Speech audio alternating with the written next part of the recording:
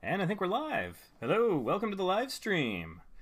So I'm just going to get things set up here, so bear with me for a moment. This is quite common when I do this. The first thing I want to do, and the first thing I think anybody should do when they have a live stream, is to share it socially in social media. So I'm going to just quickly grab the URL for this live stream. I've already typed out what I'm going to post. I call that writing copy, and that's a good thing to have ready to go so people don't have to sit there and watch you do it.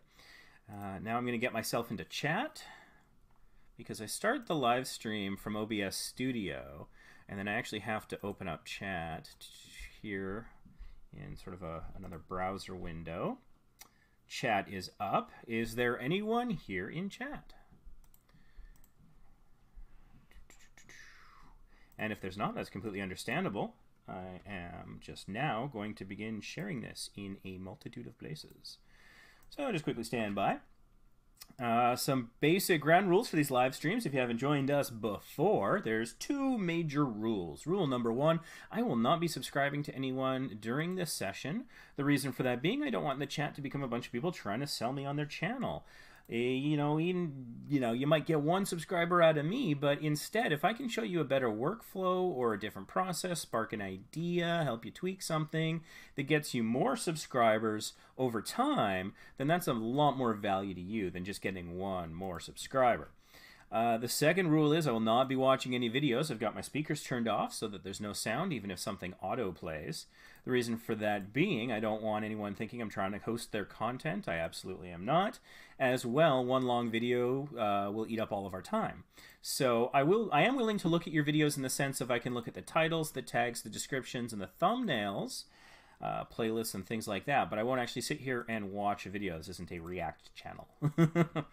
So just sharing this all over Facebook.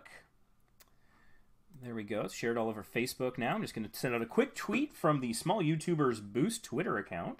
So depending on how people are following us, they can get all sorts of notifications. Of course, ideally, what you're going to want to do is be subscribed to this channel with notifications turned on. That way you'll get a notification when we go live, and then you can join us nice and early. And the reason that that's important is because the first person to speak in chat is the first person to get their request addressed, responded to, whatever. So let's see. All things Cynthia, hello. So first off, my one question to you, now that I got the rules out of the way, is how do I sound? Can you is there an echo? Does everything sound okay? Don't mind me, I'm just gonna have a beverage here.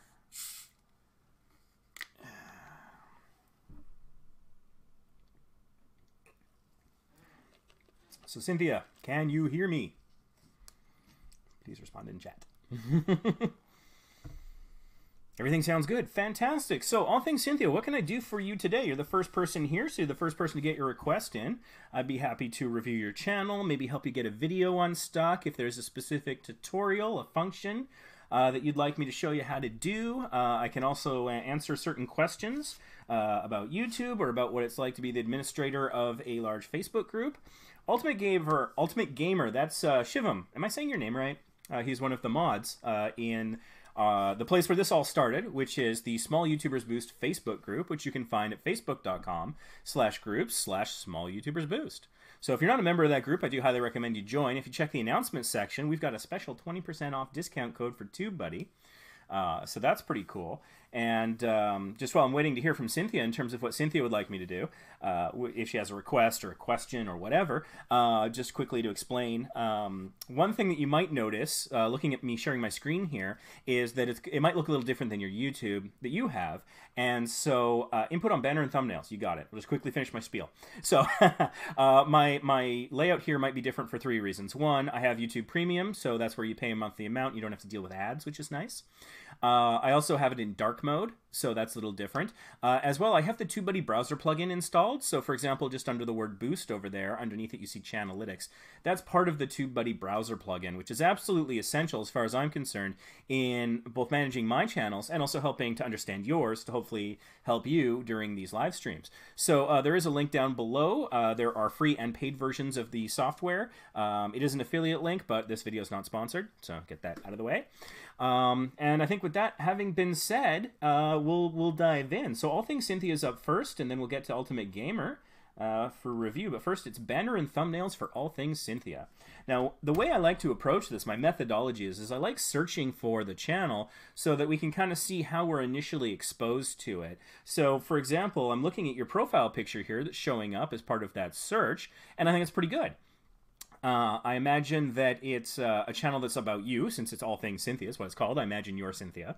And so you seem to feature prominently. It's a very nice, crisp image. You pop out against the background. There's good colors there, so I think that is really solid.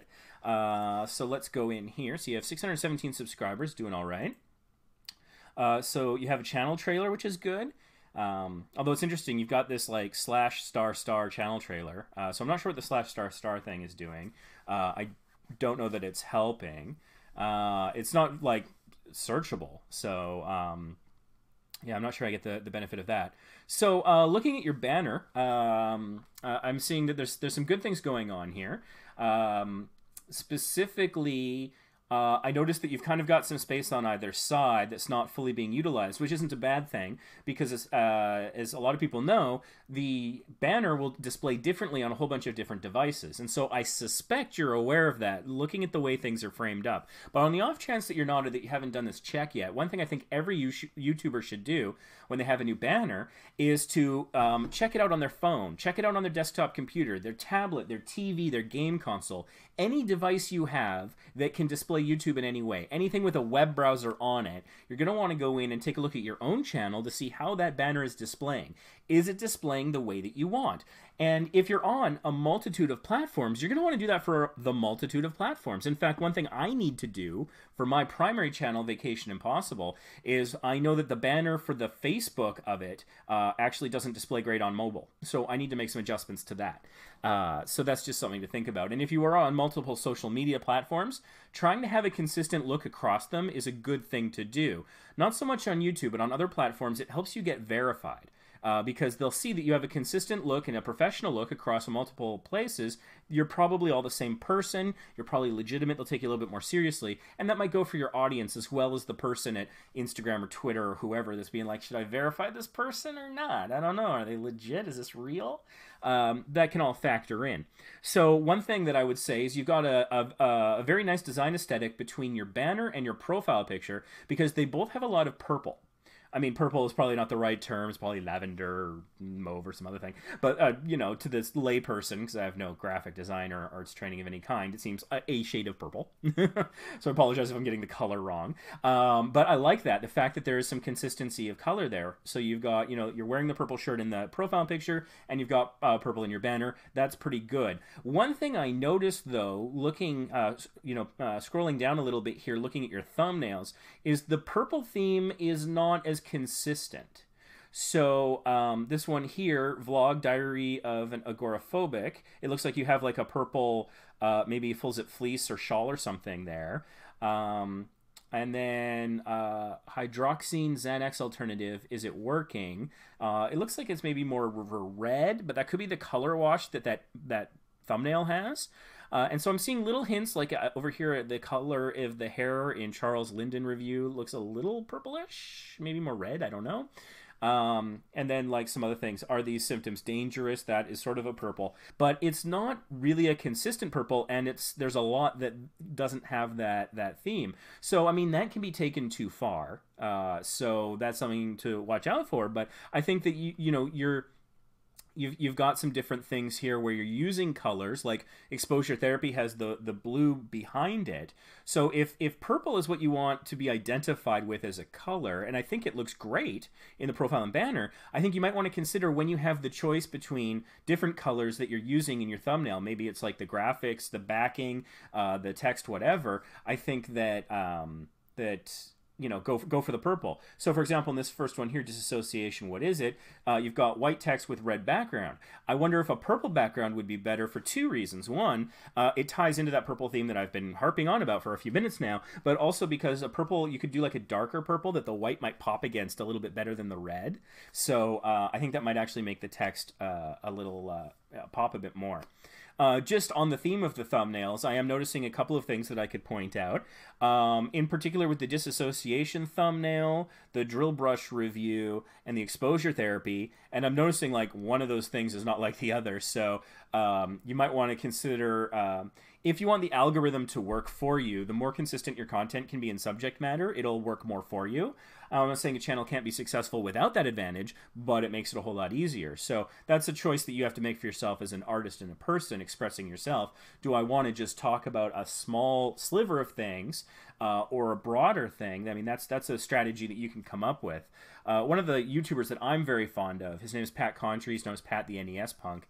He's done a lot of different series of videos. He did retro video game reviews, but he also went to flea markets hunting for old video games.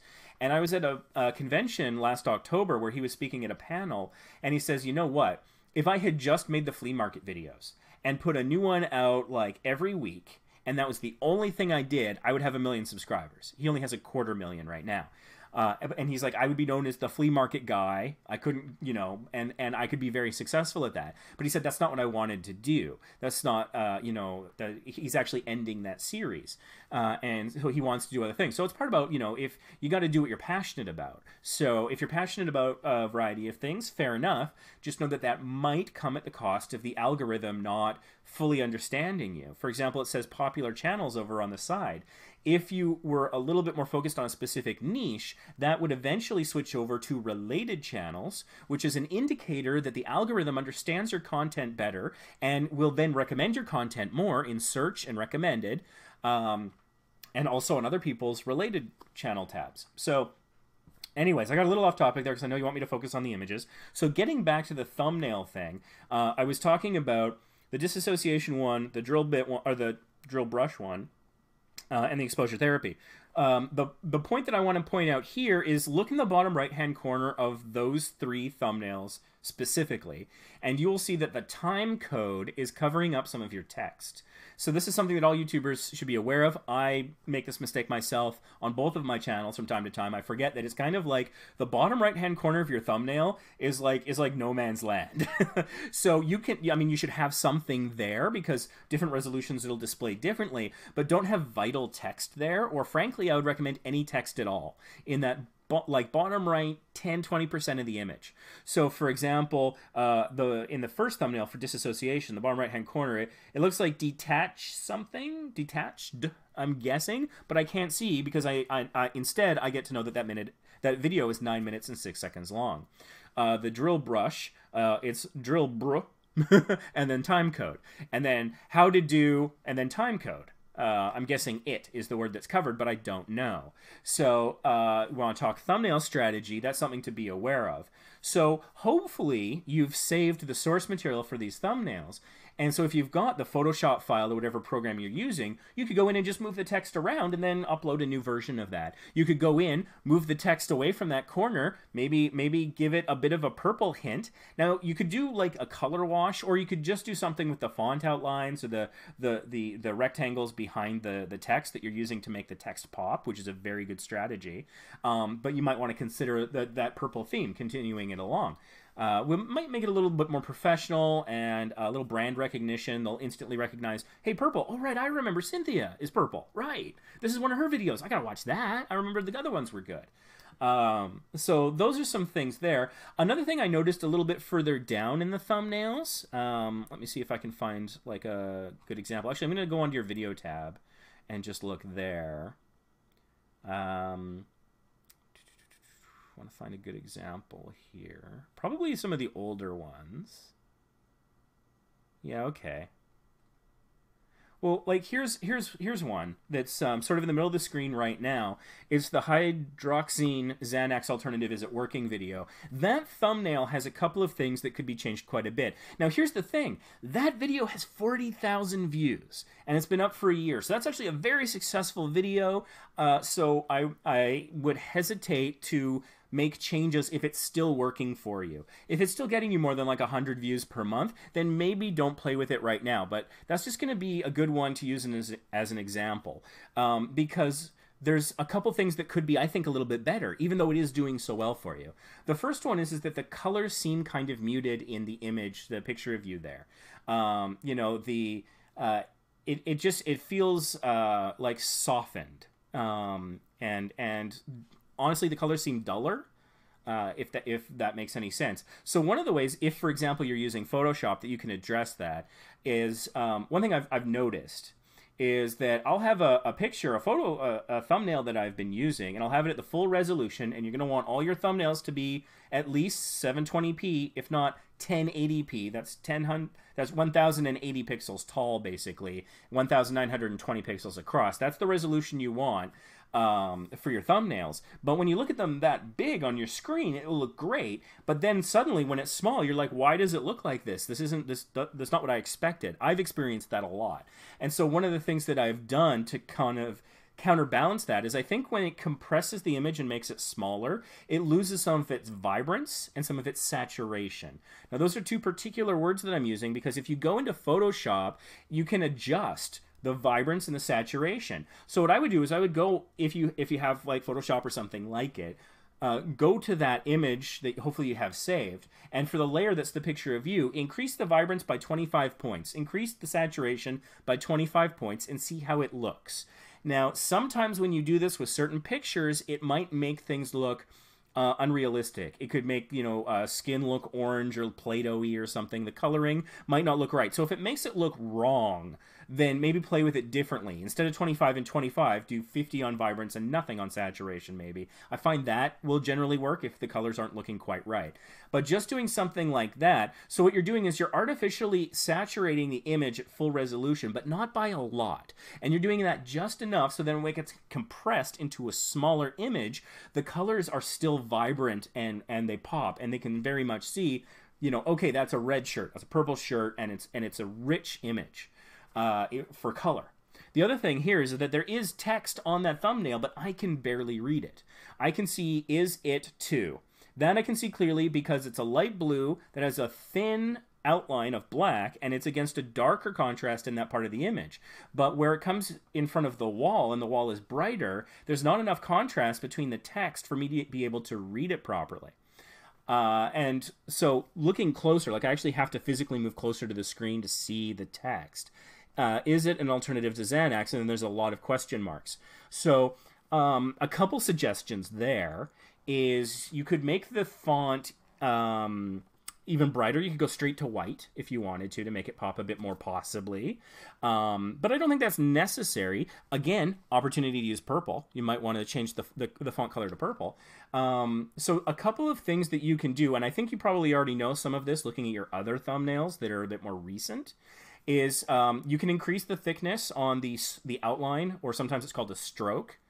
So that's just around all the text. Or personally, if you can make it work good, that's not great. That's horrible English and it's not a great description. If you can do it in a way that looks good, that looks aesthetically pleasing to you, but also clear and easy to read, a drop shadow I think looks much better. Or you could do an outer glow. These are Photoshop effects because I know Photoshop, but I'm sure there's equivalent functions in a lot of other software out there. So that's something you can do. And some of the other things that I'm seeing here that you clearly picked up on, and it's sort of like a simple graphic design Photoshop trick, is if you put a box or a rectangle as a layer behind the text that is alternative to the text. Like I see the video to the left of that, giving myself a panic attack. It's a white background and black font. So you want to go for something that creates that high contrast so the text pops out and it's easy to read. My other suggestion beyond that for that thumbnail is you have a lot of question marks. So if you use fewer characters, then maybe you can make the font size larger.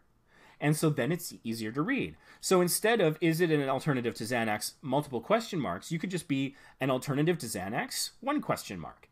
So you're using fewer characters, which means that it takes up a little less space side to side, and then you can increase the font size so that each letter is larger and therefore easier to read, and a little less reading for your audience, because frankly humans are lazy and their eyes are lazy. And so I think those are some things there, for example, that you could do. Some of your other thumbnails, I'm looking at this Dare Responses Anxiety Program Honest Review, you're backlit a little bit. And so, again, if you have Photoshop, I don't know other software that would do this for you, but you can often have auto adjustments of either brightness and contrast or something called levels Either one of those can help address any potential backlighting. It might not, but it's something that's good to play around with. So in Photoshop, for example, you can click auto, and then there's the preview checkbox, and you can just toggle that while looking at the image to see, oh, okay, you know, it's like when you're getting your eyes checked, number 1, number 2, you know, it's like which is better. And that might be one way that if you're finding that like some brightness, for example, the picture here with you holding a dog, there's a lot of light on your shoulder that could be washing out the image a little bit. When things like that happen, the auto adjustments in things like Photoshop for brightness, contrast, and levels could be quite helpful. And so, like, maybe do that and then play around with the saturation and vibrance to make sure that the colors are still coming through bright and sharp. So those are some thoughts there. Getting back to the banner here, it could just be a style thing for me personally. I don't know about the asterisks, but they do a good job of separating the subjects. So maybe it's fine. That could just be a style thing. And all things Cynthia, new video every week. It looks like you're actually pretty consistent with that every week thing, so that's fine. If you find yourself able to keep up with that, then that's fine. I mean, don't. I mean, pardon the pun, partly because it's your subject matter, but don't give yourself anxiety over that schedule. If you find yourself struggling to meet that schedule, it's not worth your mental health. It's not worth the quality of your content suffering. So, generally speaking, when I see people put their schedule in their banner, I generally advise against it because I kind of worry about those things. For example, when YouTube first announced their new monetization rules, well over a year ago, it was January of last year. I had my Vacation Impossible channel. This channel hadn't been created yet. And I was like, okay, you know what? Challenge accepted, YouTube. So what I did is they gave us a month's notice. And so they said after 30 days, if you don't meet the threshold, your monetization gets taken away. And I was monetized at the time. So I said, all right, challenge accepted, YouTube. And I put out a video every single day for a month. And it would be an exaggeration to say it killed me, but it exhausted me in all the ways you can measure, like sleep, energy, spirituality, whatever you want to call it. It was exhausting. And frankly, I think the quality of the stuff I was putting out was not as good as it could have been if I had taken my time with the editing on it. So having gone through that experience, and I didn't make it in time. I got my watch time there the day after the requirements came into effect, but it took me months to get my subscribers up. So and that's just my own experience, but that's part of why I worry a little bit when people give themselves these schedules. You know, you hear people talk about a lot of YouTube advisors and gurus and experts, and I'm not saying I'm any of those things. I just started doing these live streams because people in my group asked me to, so I'm like, sure, maybe I picked up some stuff, maybe I can give it a different perspective, so I'm happy to try. But the things that a lot of the self-proclaimed experts say is consistency is key. Nothing's more important than consistency. And that can be true, but I wouldn't go as far as to say nothing is more important than consistency. Your mental health and the quality of the things you're putting out is more important. And consistency means more than a schedule. You can be consistent by putting out a video every week, or you can be consistent by having a little splash of purple in every thumbnail. You can be consistent by constantly making the best thumbnail you can and making good titles and doing FCO things. There's lots of different consistency. And sometimes consistency gets confused with resilience. And I think resilience is more important than consistency. You could post every day for a month, then burn out, disappear for a year. Your channel will probably slow in growth, if not straight up flatline. Probably not straight up flatline, but it'll slow so much that it'll feel like it's flatlining, even though it's still growing slowly. But it'll be slowly compared to before, and that can be depressing. But versus the resilience of someone who maybe does one video a week for a whole year, I think if you compare at the end of that year, the person doing a video a week for a year is going to be doing better, and they're going to keep going. They're going to be going strong because they haven't demanded too much of themselves. So, I mean, self-care is important and not putting undue expectations and things on yourself. So that's a thought. Because I disagree with the people who say you have to have a consistent upload schedule and make it public with your audience. A lot of people have been very successful without doing that. And there's another thought. This was first posited to me that I was exposed to about 6 months ago from Roberto Blake. He did a video, and one of the things he was talking about is maybe being inconsistent could be an advantage. Now, here's how this idea goes. If people know, I'm a big fan of Cinemassacre, and they do James and Mike Mondays. And so I know every Monday I can go to the channel and watch that video. But that also means, do I really need to have notifications on? Do I even need to bother subscribing? Maybe my Monday ritual is just go to the Cinemassacre page and watch their video. Whereas, you know, other people like Roberto Blake, for example, they don't have a consistent upload schedule anymore. They upload when they do. And so if that's something that if that's content you enjoy and that you want to, you know, as soon as you can get it, or maybe you want to be the first person there to comment and interact in a way that the creator might be able to respond to. Because, you know, if it's 12 days after the video came out, what are the odds that the creator's going to respond to you if they're above a certain size? There's a signal to noise problem where you're just one voice, right? But if you're early, even those big channels might see it. So there's a lot of advantages to doing that to real true fans. But if you have a transparent upload schedule, maybe not. I don't know. So I think there's two schools of thought, and so don't take it as a rule of YouTube, of a certainty of YouTube. There's a lot of uncertainty. Nobody really knows what the algorithm is doing. The people who know are under ironclad NDAs that will probably be killed by SWAT teams if they ever say a word about it. So, you know, don't put too much pressure on yourself, I suppose is the message there.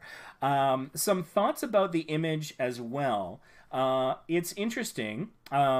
I like that you're present there. Those are nice pictures. They're very expressive. And so that's very engaging, I think, which is really good. It connects with the audience. But a couple thoughts that I also have is that background, if everything else was removed, the background I'm sure would be a nice transition from like a dark purple to a very light sort of pink with the sort of flower pattern behind it. But when you start putting the images in there the way that you have, it's like this one's dark, this one's pretty light, and this one's super light. And so I think you lose some of the transition. I don't necessarily know how to address that. One thing I'm noticing though is like the pictures of you have you very central focus, but my personal aesthetic, my thoughts here is that there's these hard lines outside of it. What if that was sort of rounded and like kind of like a transition, like a blur, like a fuzzy transition or something, and it was a little bit more rounded, a little bit more circular, oval or something, rather than these hard lines. Then also that might look a little bit more professional because, I mean, and I don't want this to sound like an accusation or anything, but somebody could look at it and think, hey, they just got a background image, they put two pictures of themselves, some text, and they were done. And I mean, I think you put more effort into it than that. And so if you have this nice transition where you do that sort of a thing, some blending, I think that would make it look a little bit more professional. You would be a little bit more part of the banner rather than on the banner, if that makes any sense. And so, yeah, I think that's pretty good. A couple other thoughts, little things. All Things Cynthia. That's kind of a brush font a little bit, and so it can be sometimes harder to read, where block fonts work a little bit better for legibility, especially on different devices at different resolutions. So one font that I recommend to people is Bebas New. It's spelled B-E-B-A-S. There's just Bebas or Bebas New. If you Google it, you can find it. It's free. And that's great, but a lot of YouTubers, and once you get it, you'll be like, oh, I see that font on like the big YouTuber vloggers thumbnails, right? And one of the reasons they use it is it scales very well. So for example, getting back to the thumbnails, if you're having a font that isn't looking great at smaller resolutions, maybe try Bebas. It might scale well. It's fairly blocky, which means it's fairly legible. So whether or not you decide to go with Bebas, I would suggest considering having a consistent font, because on your text, on the banner at least, you have 3 different fonts. And sometimes that can be mistaken for being slightly amateurish. I'm not necessarily saying that myself. If it is there, it's not a big thing, but other people are finicky. They're pickier about it. I have a graphic design friend who's actually been on my channel a couple of times. And I just like, I'm afraid to show her anything that I've used a font on, because I will get ripped apart for whatever font I've used. And nothing makes her more stabby than Comic Sans. She will straight up murder somebody who uses Comic Sans. And you're not, but Yeah, it's like if Comic Sans or Ariel walks onto the scenes, it's like a rival gang showed up and suddenly she's got to murder them. So some people care a lot about that kind of thing. And so I'm looking at your thumbnails, and the font also changes a bit from thumbnail to thumbnail. I get that it's more consistent recently. Your top line of uploads is more consistent, but going back down to like the second and third row, I see that there was some transition. So there's nothing wrong with going back and updating old thumbnails. There is a risk, but it can be minimized. So, and that's where I get back to talking about that other video you had that was very successful. And, you know, kudos, congratulations, by the way. 40,000 views is something to be proud of. But if you want to, if you're considering re-optimizing an old video, it can be done too much. So don't constantly be changing things. And also, it can interrupt momentum. So if your video has just ground to a halt, and I think an easy metric for that is 100 views in a month. If you're not getting at least 100 views in a month on a video, it's functionally stopped. If you want me to say it harshly, it's functionally dead. It had its life, and its life is over. But you might be able to bring it back to life by doing a few things. Maybe a new title, maybe new description tags, or just aligning those things better, or a new thumbnail. So when you do those things, YouTube says, hold on, wait a minute, we got to change. Something's different here. What is this now? What's changed? And so if you have great momentum and you're on recommended and you're getting good search results and stuff like that, you got the big mo.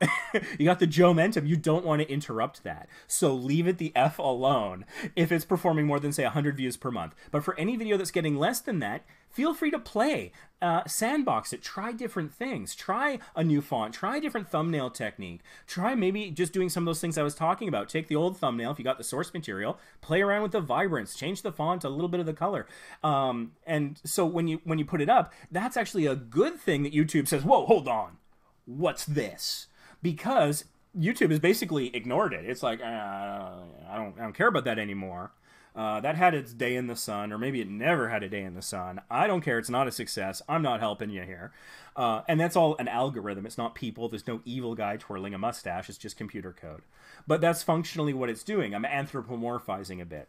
So if your video's dead in the water, getting YouTube to take another look at it is a great thing. But if you're, you know, if your video is a speedboat, then you don't need the Coast Guard checking your speed. That's a rough metaphor, but I think you get the idea. So, yeah, in terms of sort of the graphic aspects, I think that's about all that occurs to me. So hopefully some of that's useful. I'm going to dive into chat and see how things are going in chat. Peak Time Racing, welcome. Good to see you back. Yeah, keeping the same font, absolutely. All right, let's see. Yeah, I left it empty because of mobile. That's cool. And that's fine. That totally works. Sounds logical. I try to be. This video is still one of the biggest views every day when it starts losing views. Yeah, but seriously, like, when it really starts losing views. Don't mess with a good thing.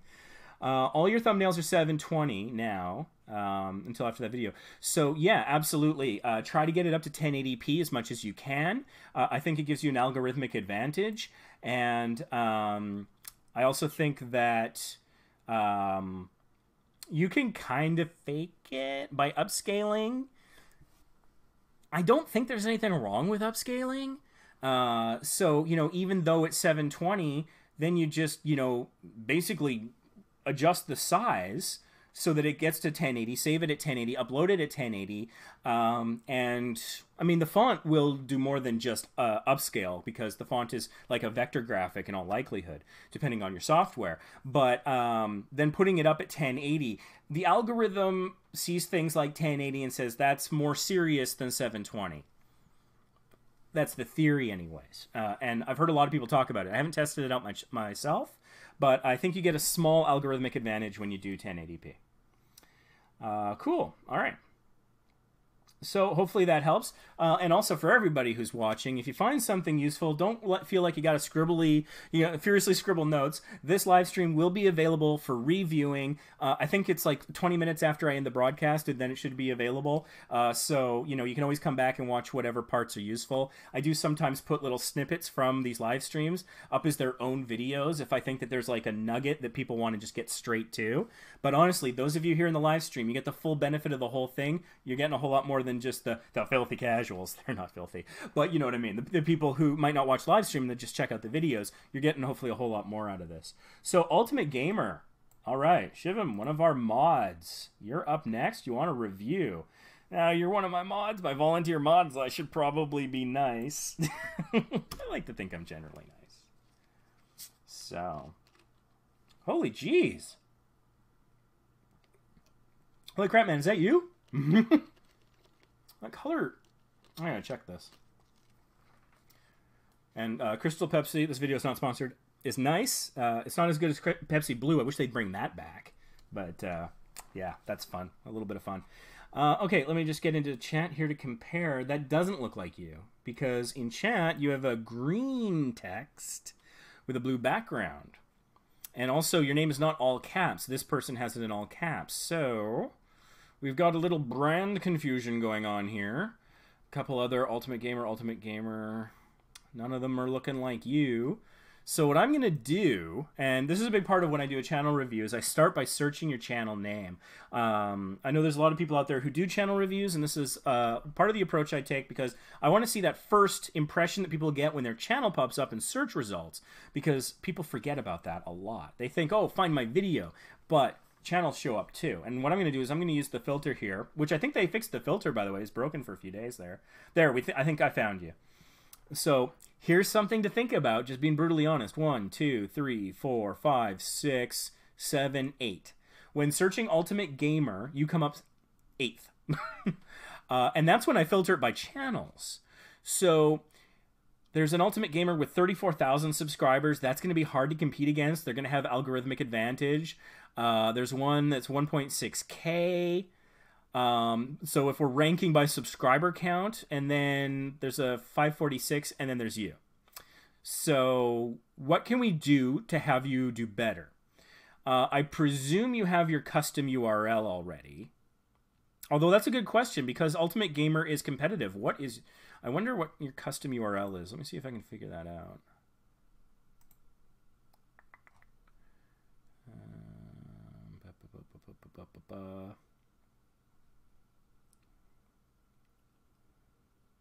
No, I don't know that I do know how to figure out a custom URL from this. I thought there was a way, but for some reason I can't remember what my trick for that was. I had a trick, and now I can't remember. What's your custom? What comes after youtube.com/ for your channel? I'm just curious. You can just put that in text, not necessarily the whole link necessarily. Although I modded you, so you should be able to put links in chat. But I'm just curious, do you have a custom URL, and what is it? Because if you haven't claimed your custom URL yet, you might want to consider possibly some rebranding. I don't know. I don't know how integral the name is to your channel. In your videos, do you call yourself Ultimate Gamer a lot? Is it in graphics that, things you can't change? Then maybe you're committed to it. But it's a very competitive name, and I'm worried that that's working against you. So part of, I should know the link to your channel because I have you added on the mod team for the, you know what? Yeah, let's do that. I'm just going to divert for a second here to the Small YouTubers Boost channel because I want to answer this question.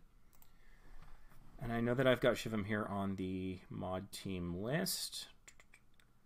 And it's just, yeah, okay. I still don't know. Well, that was a little bit of investigate.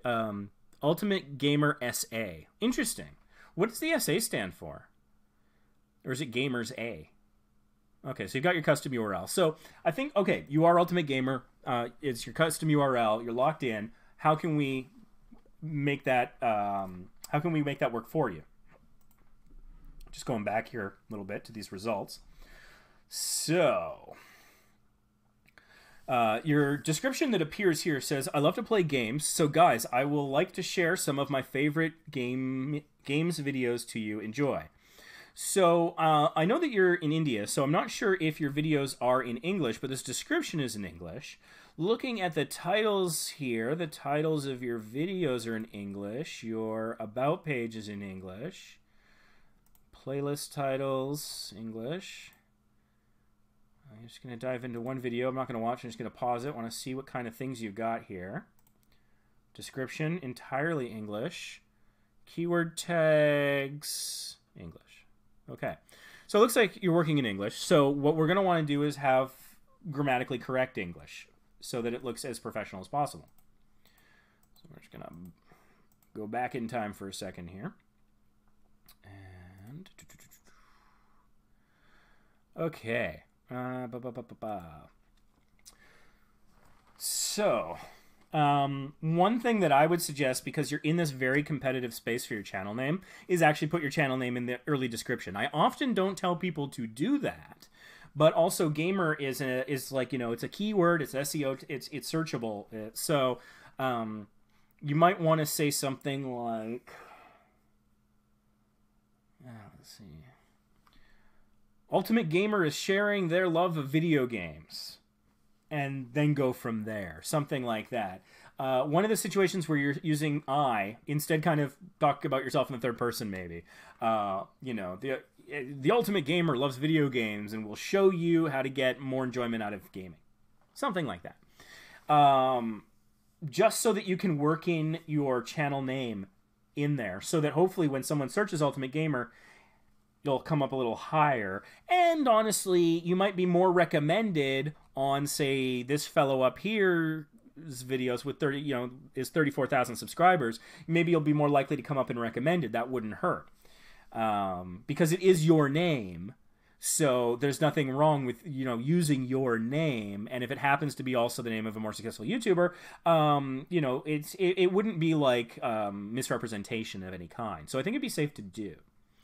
So you got 40 videos, 519 subscribers. And yeah, like for example, the name Ultimate Gamer, TubeBuddy. I've got my TubeBuddy browser plugin installed, and so I get this search explorer on the side. This is with the free version and the paid version. Affiliate link down below if you want to get it. Even the free version, I think, if you're a YouTuber without at least the free version of TubeBuddy, I don't even know what you're doing. You're playing with at least one hand tied behind your back. Free the hand, fight with both fists. Because, yeah, I want to go back in time and tell myself, because I only got it in August, and I feel like such an idiot for waiting as long as I did, because it's helped me so much. It got me across the finish line for monetization with my primary channel. So anyways, the score that it's giving here is poor, 12 out of 100. Competition is higher than the search volume, but the search volume is relatively high. But like I said, you're committed to fighting in this fight, so let's give you the best weapons we can. That metaphor is okay. Maybe, I don't know. All right, so 519 subscribers on 40 videos, diving into the channel. I like that banner. That banner is sharp. Okay, so it's mobile gaming. I will point out that in your description, you don't say the word mobile. So I think you should. Ultimate Gamer is... How would I say that?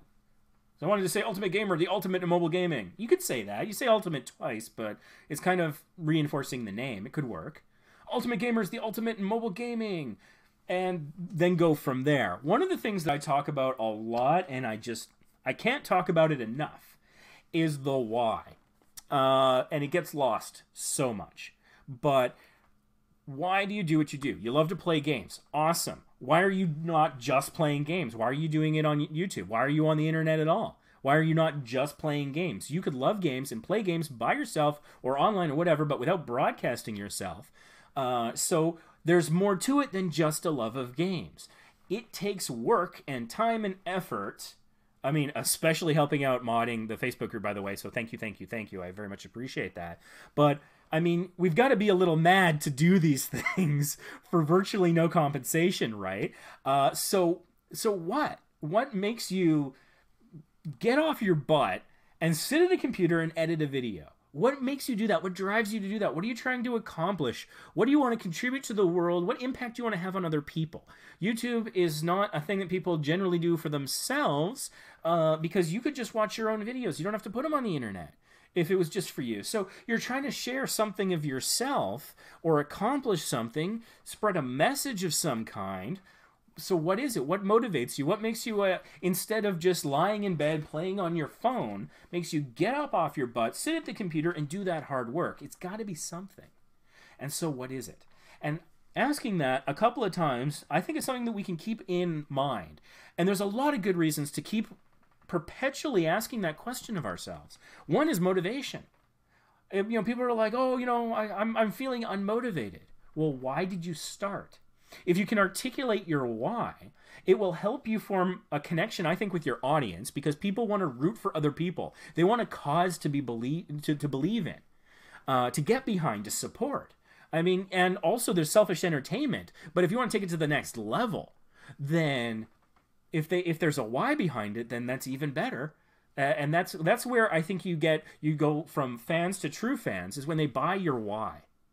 So, you know, and if you want some inspirational stuff, there's a fellow named Simon Sinek, and he did a very successful and popular TED Talk. I think it's the second most viewed TED Talk of all time on this exact subject. If you're struggling with this, or if you find this at all interesting, I strongly recommend you watch that video and ask yourself, what's your why? Some of the things that he points out is Apple. Apple makes, and apologies to Apple fans, but the fact is that from a technological spec standpoint, Apple makes an inferior product. If you're looking at just processing power, okay?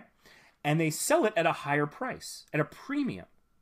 How do they do that? How are they successful with that? You can talk about that it's beautifully designed. It's got a nice aesthetic. You can talk about how the user interface is maybe simple to use, accessible, or just, you know, friendlier, or it aligns with certain personality types, whatever. But ultimately, I don't know that that's what sold the product. What sold the product was, they had those great commercials, but the thread behind everything that they did, and you know, Steve Jobs used to say this all the time, is he wanted to put a dent in the universe.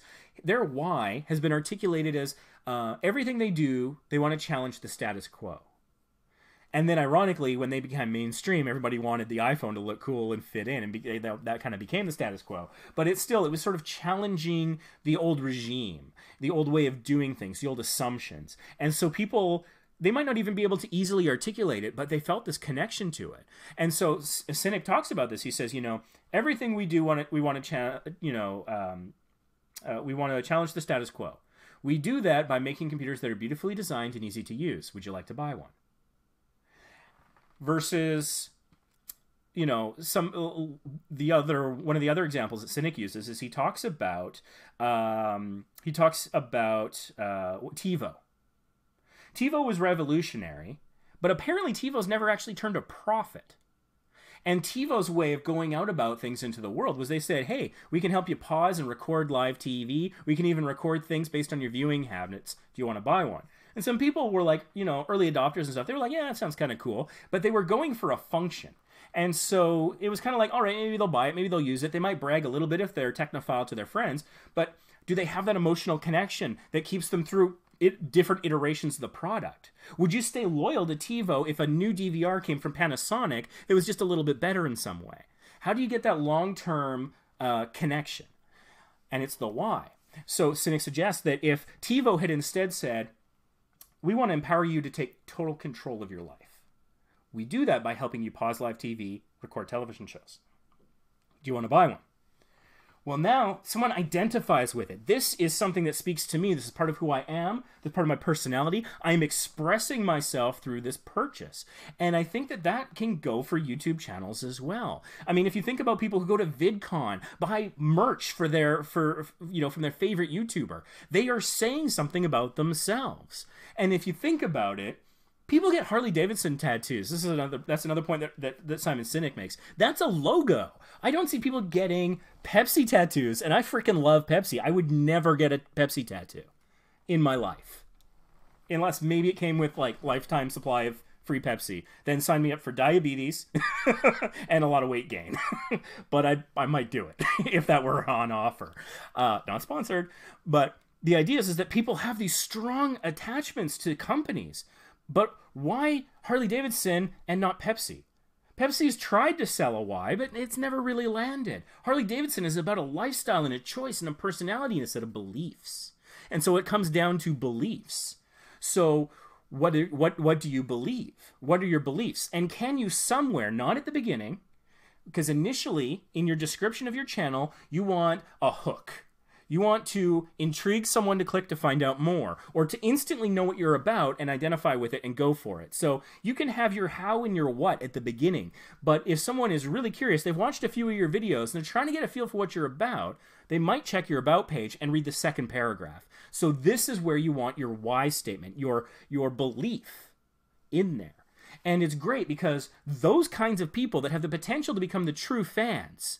And if you're familiar with the true fan theory, it's this. If you've got 1,000 true fans that will buy everything you sell. Now, buy and sell might not be the right word for YouTube. Watch everything you produce. You know, listen to everything you publish if you're a podcaster. Things like that.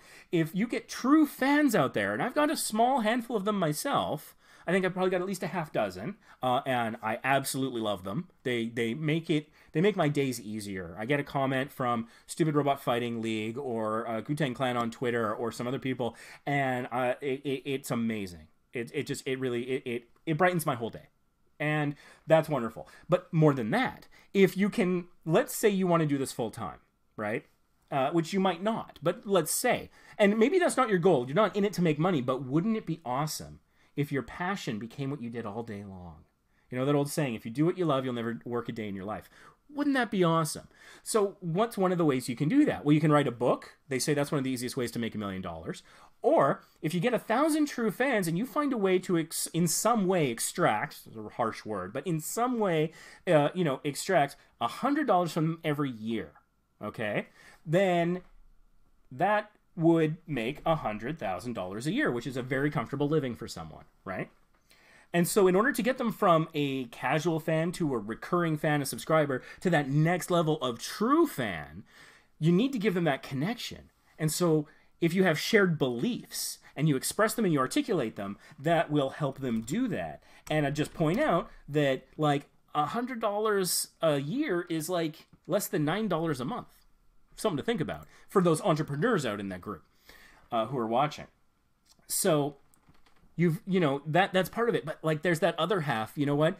If you're feeling down, if you've lost some subscribers today, if you have a giant editing project and you hate editing, if you're feeling that motivational struggle, you can go back to your own about page where you have hopefully articulated that why when you were at a better place emotionally, and be reminded of it.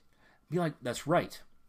My travel channel is about a lot of things. And part of the why is I believe that travel is good. And there are people out there who disagree. And so I recently made a channel trailer for the first time ever. And I made the conscious decision to start with a why statement. And so I said, we believe travel is good. We believe more travel is better. And then I talk about how we do it. And since I put that up, my subscriber growth has increased. I don't know if that's a direct one-to-one relationship, but it feels like it. If nothing else, I feel glad that it's out there because now I finally articulated why I'm doing it. For me, the ultimate thing on my travel channel is that and it sometimes happens, I get a message, somebody says, you know what, I never thought about taking a cruise, but I tried after watching your videos and it was awesome. I never would have gone to Vegas. I never would have thought about going to London. I didn't know that there was a fancy restaurant that was cheap over here. And because of us, they tried a new experience that they enjoyed. They got out of their comfort zone. They learned something new about themselves. They had some fun they wouldn't have otherwise had. And you know what? $1 million would be great. But you know what really makes me feel good at the end of the day is hearing stuff like that. That's what that's about. That's why I do that channel. Why I do this channel. YouTube's got complicated. And it's so complicated that a good idea and a great work ethic is sometimes not enough. Because the little technical details are cropping up and getting in the way. The monstrous algo that nobody understands is sometimes, it is beneficial if you do certain things. So I want to let everybody know those tricks so everyone's got a playing field that's level. And then when that happens, hopefully the quality, the good ideas, the people with noble purpose will be more successful. That's what I want to see in the world. I'm never going to accomplish that. Not ever. But I'm going to find some people who are making great stuff. I got a great comment the other day. Actually, I think it was earlier today on this channel. Angus Explains. I did a channel review and a video review for him over the last couple live streams. And he says, you know what? I got 80 views over 6 hours, and I've never gotten that many before. And it was right after I implemented your suggestions about tags. What an amazing feeling. That is awesome. That is absolutely awesome. It made my day. Angus, if you're watching, thank you for that comment. It was lovely. And so if you can get that kind of stuff across to people, people understand that. They identify with that. They want to be a part of that. They want to help that grow. And then they want to take your message and help promote it and spread it. How many times have I mentioned Simon Sinek during this broadcast? A lot. I buy into what he believes. I believe what he believes. And so here I am spreading the message for him. And I'm not, you know, he's not getting anything much from it. Neither am I. He might get some more views on his video. But that kind of stuff. So if you can find a why, and I've been harping this on a lot because I believe it a lot. I think it's critical. It's critical to our mental health and motivation, and also to getting true fans. Put it in a second paragraph. Try and figure out what it is. And if you want to go like super next level, if you can get it to a point where your why statement doesn't even describe what you do, then it has universal appeal. I want to challenge the status quo with everything I do. That could be anything. That could be a clothing company. Who the hell knows? I want to give you total control over your life. Oh, that could be a phone. That could be a lot of things, you know?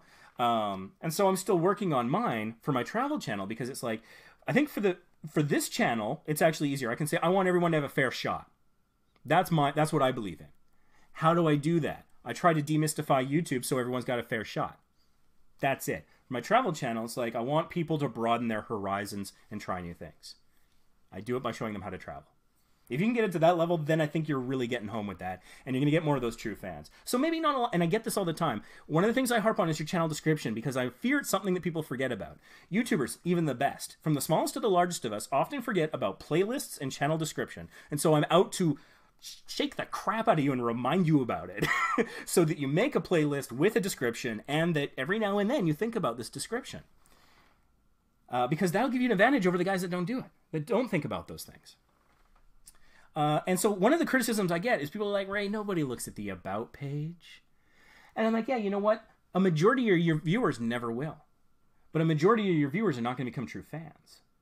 The ones that really matter, the ones that have that potential to become a true fan, that you actually kind of form a two-way relationship with when you see them repeatedly commenting and they're giving you great ideas or feedback. Like, you know, Stupid Robot Fighting League, the guy is amazing. He actually had some of my videos on his end cards on his channel. That, I can't put it into words how appreciative I am of that, how much that means to me, and how great that is. That's the kind of guy you want as your fan. That's the kind of guy that's going to read your About page. And you go, yeah, subscribe. I'm going to tell people about that. That's a great idea. I believe what he believes. That's how you do that. Big rant, but I think everybody needs to hear it. And you know what? And I'm saying it as much to myself as to anyone watching, because it's good to remind ourselves of these things. You know, I watch Roberto Blake's videos, and I could do some of his videos at this point. I've watched enough of them. I can give most of Simon Sinek's performance. I just kind of did a little bit. Hope that's okay. But it's good to revisit these things, because it reminds you and gets you back to what your beliefs are, what your motivation is. And for me, fills me with energy and excitement to go and do stuff. So let's take a look a little bit more at Ultimate Gamer's channel here. I love, love, love that banner. That is fantastic. I cannot make that much better at all. I mean, I think that the blue in the background, you have to look at it for a while before you actually notice that there's like the soldier guys there and stuff. So I mean, that could be a little that could be a little bit more clear, but I wouldn't do it at the cost of the text that is just jumping off the screen and doing a great job. The one thing I would suggest is you have the follow us, and I say this of most channels I review and I see this sort of thing, is you have the Facebook logo, and then your name, Ultimate Gamer. Then you have the Instagram logo, which is actually, I think, an older iteration of it, an Ultimate Gamer. But neither of those are clickable, and yet, because of the way that YouTube is set up, you've got your social links set up, so just off to the right, on my desktop, 10 centimeters to the right, there is a link that is clickable for both Facebook and Instagram using the newer logo. So if you were to do anything to your banner, I would suggest removing the follow us, because it would make it a clearer image. It would pop even more, and it's doing a lovely job of it so far. And you may or may not consider putting something else in there, but honestly, I think I like a minimalist design personally, so that would appeal to me a little bit more and be a little less cluttered, a little bit more clear. My eyes would definitely read every Sunday. When I first looked at it, it was like, Ultimate Gamer, mobile gaming, awesome.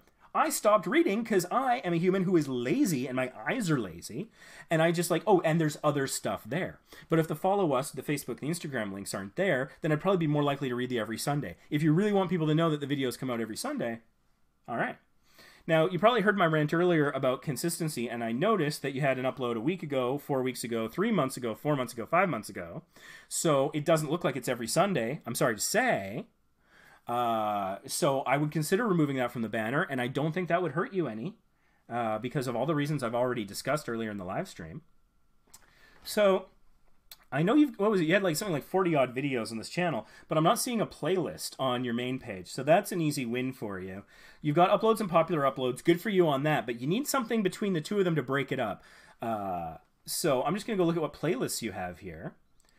So you've got, okay.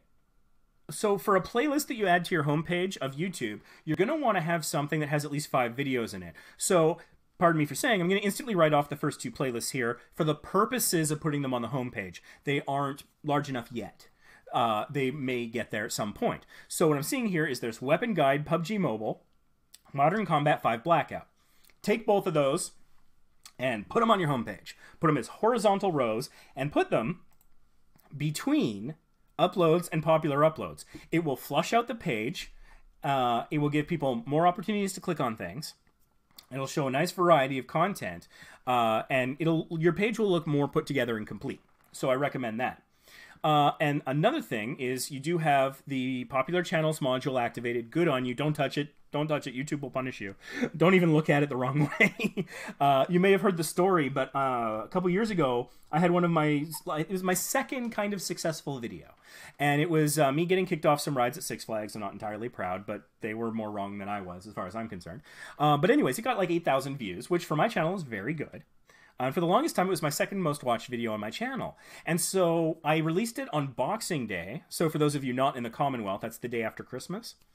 And I got all my friends to watch it in that first week, and so I got it over 100 views in the first week, which is an important threshold for the algorithm. And then it picked it up, and it started appearing in search results and recommended. And so after that first week, set it and forget it. It was off to the races. YouTube was doing most of the work for me. I was getting hate comments, and I was replying to the ones that I could. Not all the comments were hate, but some of the worst I ever received. Got a lot of thumbs down and stuff, but hey, those are interactions. And then in like August, like 8 months later, I'm poking around on my channel, and I accidentally turned off the popular/related channels module. And I was like, oh crap, whoops, re-enable. And I think the damage was done. Now, I don't know, I might be conspiracy theory, flat earth in this thing, but that was the only change I made around that time frame, and my video dropped like a dead weight. No more search results, no more recommended, and it's barely gotten a couple hundred views since then, and that was like 2 years ago. So never ever touch it. If you don't have it enabled, enable it right now and leave it the hell alone. I think the algorithm gives you a lot of points for having it, or at the very least really punishes you if you disable it. So I strongly recommend you leave it up there. And it's kind of like a canary in a coal mine in a good way. Maybe not the best metaphor. It's like the pilot fish, let's say, because I guess that's kind of the same thing, isn't it? But anyways, the idea is it's like the scout vessel. There you go. In the sense that it's a good indicator of how the algorithm is viewing your channel. If it switches over to related, they're like, you know what? I know what this channel's about. It's about the same kind of thing that channel's about. They're related. They're connected. I'm going to tell people about that. I'm going to recommend this channel on that channel and videos on this subject. So when you see related, that's a good sign that you are consistent within your niche, your title, your tags, your descriptions are aligning nicely, your subject matter is aligning, and the algorithm is giving you some love.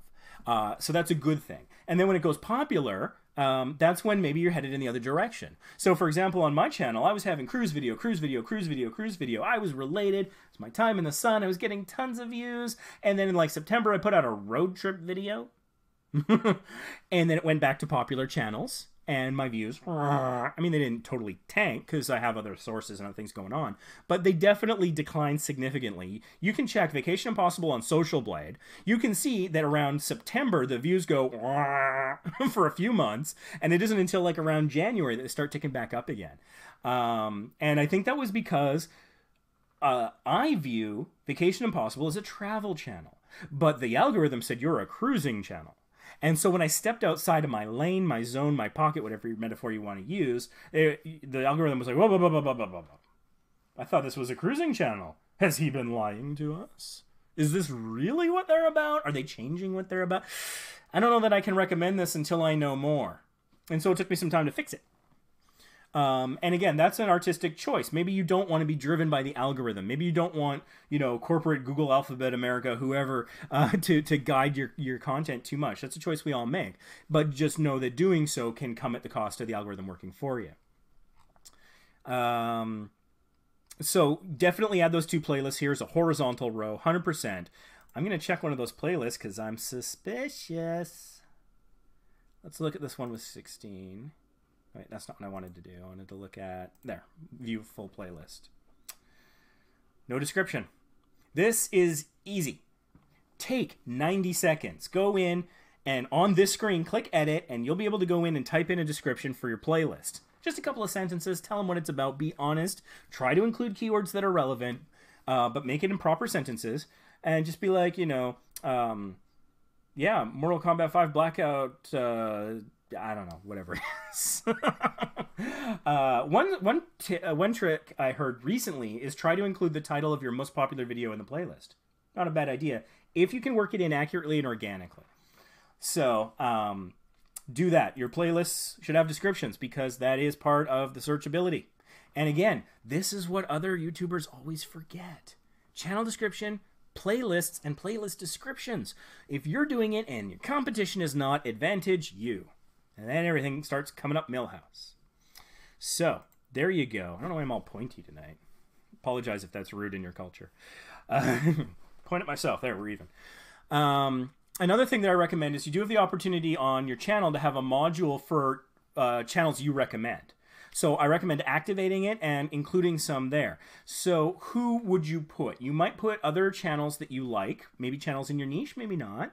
An easy one for gamers, I say this all the time, is, you know, if you're playing, you know, Public Battlegrounds, then the publisher. That would be a good one. So that, you know, if people are like, oh, yeah, oh, is there a new trailer for like the next update or something? I want to go check it out. So if you're a gamer and you don't know what channels to recommend, and I mean, I would be surprised if you're a gamer and you don't have a channel you look up to, like Pat the NES Punk, or the Angry Video Game Nerd, or Angry Joe, or Peanut Butter Gamer, or anybody. You know, I go to Portland Retro Gaming Expo every October, and there's tons of people there I don't know. I go for Pat. And if the Angry Video Game Nerd is there as well, he was there one year, I go for them. That's my jam. But, you know, there's other people too. You know, Brental Floss, Gaming Historian, tons of people. So, you know, it does a couple of things. YouTube, to the best of all the information I've been able to find in my own experimentation, it gives you an algorithmic advantage when you use all the tools and functions they give you. So activate it. Because it says, hey, this person's serious, and it's more data. The algorithm is hungry for data. It wants to know everything it can. So feed it. Make the beast happy so it works for you. And so if you're a gaming channel, you're linking to other gaming channels, it's like, hey, there's a plus X number of points, plus 7 points, that this channel's probably about gaming. The higher the confidence, the more it's confident in showing your content to other people so that it's on your side, your team working for you. And again, earlier, because Ultimate Gamer is such a competitive name, maybe try to include that as... I'm just going to dive into this video here without actually watching it. I want my TubeBuddy to load. I want to take a look at how these are ranking. Your ranking, you got 4 terms ranking on this video. Solid. If you have room, and I suspect that you would, maybe start putting Ultimate Gamer as a default tag for all your videos. So that, again, you're in this competitive space for your name. So let's fight for it. Let's put it as a tag. Let's try to work the word in to the description somewhere.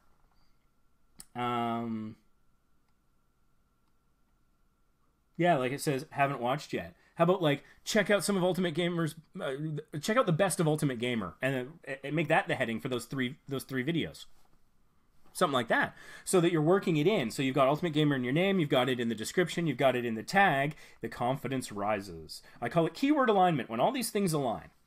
And so I'm not actually going in and watching the videos, but if you have the opportunity to say the words Ultimate Gamer, hey, it's Ultimate Gamer here again, you know, maybe you already do, I don't know, but if you can work that in, all those things will align so that you will do better on that term versus your competition who's fighting for that same term. Let's check out the Channelytics. This is a TubeBuddy browser plugin tool. So again, channel tags is a thing people forget about, and I'm out to tell the world and remind them.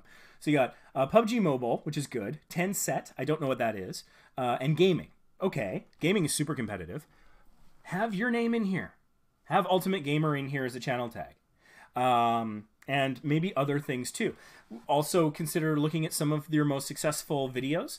Another idea is to look at your traffic sources, search terms, see the search terms that are driving traffic to your channel, and maybe put some of those in there, assuming they're accurate. They have to be accurate, otherwise you get dinged with a community strike. But if it's accurate, then do better on those search terms that are already working well for you. So I try to be completely honest about things I talk about. TubeBuddy's great, but it ain't perfect. And one of the problems is the subscriber thing never loads right away. You got to toggle to something else, toggle back to subscribers, and then it will load. So let's all take a look here at what's going on. You got some good growth going on the channel.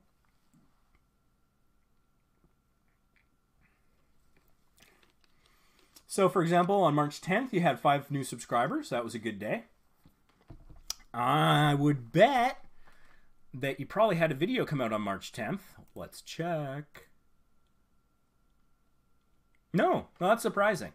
So I'm guessing maybe on March 10th you shared your videos somewhere. Maybe in a Reddit community or a Facebook group. Maybe Small YouTubers Boost, I don't know.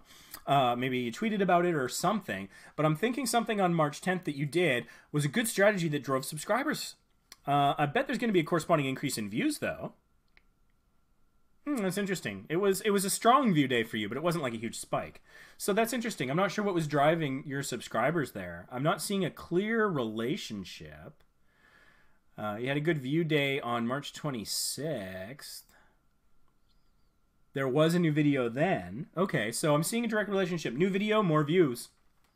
I say it all the time because it's true. If you're asking yourself, what should I do today to support my YouTube channel? Should I go back and make new thumbnails? Should I edit my tags? Should I go work on that description, that why thing Ray keeps talking about? Should I get them off my back? Or should I make a new video? If you have the opportunity to make a new video and you haven't for that day, that is the biggest thing you can do to help your channel. When I produce a new video and I upload a new video, even if it sucks, even if it tanks, even if it gets like 7 views and no one ever sees it again, all my other videos do better. I've seen it happen every single time. I am 100% convinced that this is an immutable law of YouTube, at least until they change it. And so having a new video, a video that's less than 7 days old, favors all your other videos because the algorithm's like, hey, this guy's active, this guy's serious, maybe we'll show his videos a little bit more. So time and time again, if you have to ask yourself, should I create a new video today, assuming you haven't put a video up yet today, I think more than one a day is too much. But if you're like, hey, should I put out a new video today or should I do X? The answer is always put up a new video today. In terms of YouTube, I mean, if it's like, should I do that or go spend time with my family? Well, then that's a whole different calculation. But if it's like, what YouTube thing should I do today? Put up a video, then do the other stuff, if at all possible. That will give you the maximum advantage every time, even if you're not doing the other things. So you got your social links there.